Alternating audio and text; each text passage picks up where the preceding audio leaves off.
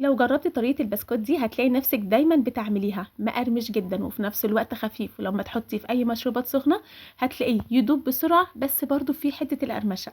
يلا بينا بسرعة علشان نشوف بيتعمل ازاي، بس يا ريت ما ننساش نشترك في القناة. اول حاجة انا عاملة كيلو من الدقيق، يعني احنا كده عايزين 600 جرام من الزبدة او السمنة. انا عاملة زبدة بلدي، تمام.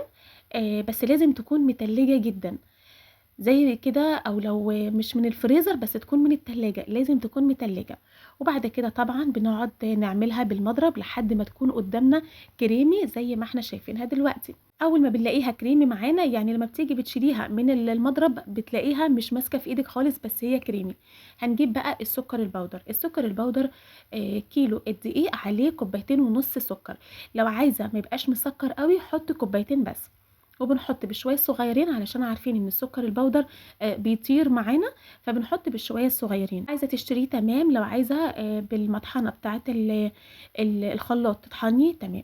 وبعد ما خلصت جبت دلوقتي البيض. البيض ده بيكون بحرارة الغرفة.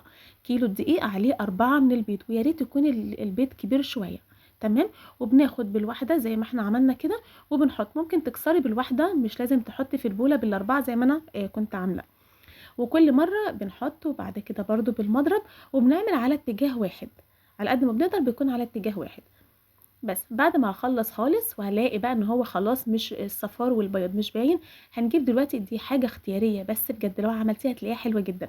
دي فانيليا بالبرتقال من دريم. طبعا لو مش عايزة بالبرتقال هتحطي عادي فانيليا العادية. هتحطي معلقة كبيرة من الفانيليا العادية اذا كانت سايلة، او لو البواكي هتحطي 2. انا حطيت باكو واحد بس علشان ما كانش عندي، تمام، غير هو ده. فانا حطيت الباكو. بجد لو عايزة تجربي بالبرتقال هتعجبك جدا. دلوقتي كوبايه الحليب دي كوبايه عاديه خالص اللي هي من كوبايه الشاي، تمام. بس لازم تكون دافيه مش سخنه، بس لازم تكون دافيه. بس هنجيب دلوقتي برضو الخليط اللي احنا عملناه، هنحط بالشويه الصغيرين، تمام. ونقعد برضو بنقعد نضرب بالمضرب بالشويه الصغيرين ولحد ما نخلص الكوبايه كلها. وبعد كده اخر حاجه هنبتدي نحطها الدقيق.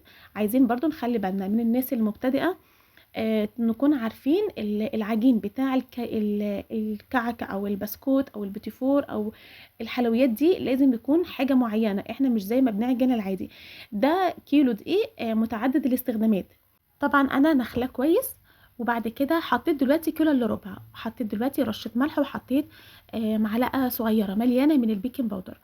وبعد كده هبتدي ان انا الاول بالسباتولا، وبعد كده همسك بقى بايديا.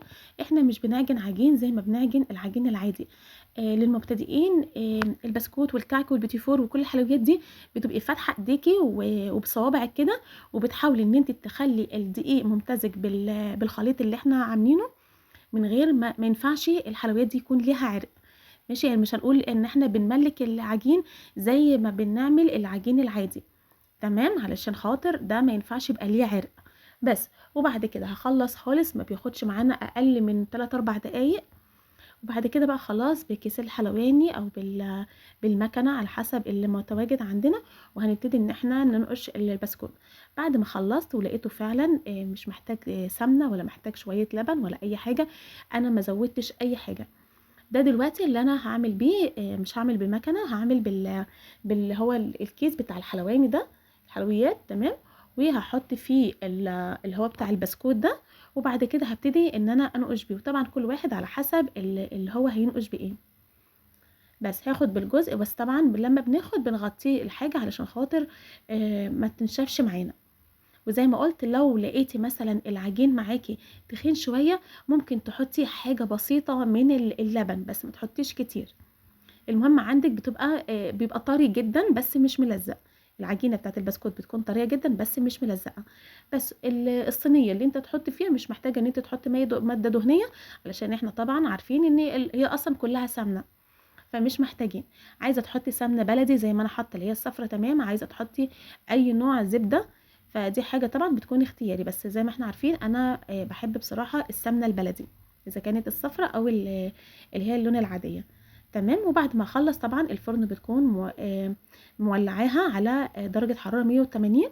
وعايزين نخلي بالنا البسكوت والكعك والحاجات دي ما بتاخدش سوا خالص، واللون بتاعها برضو نخلي بالنا علشان خاطر اللون ما يغمقش.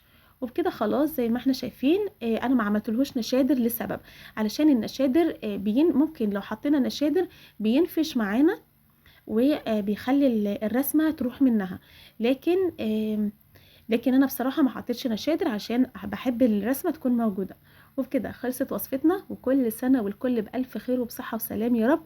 ونتقابل ان شاء الله في وصفة جديدة في أكلة بمزاج مع توتة. بس يا ريت ما ننساش نشترك في القناة وقولوا لي ايه رأيكم.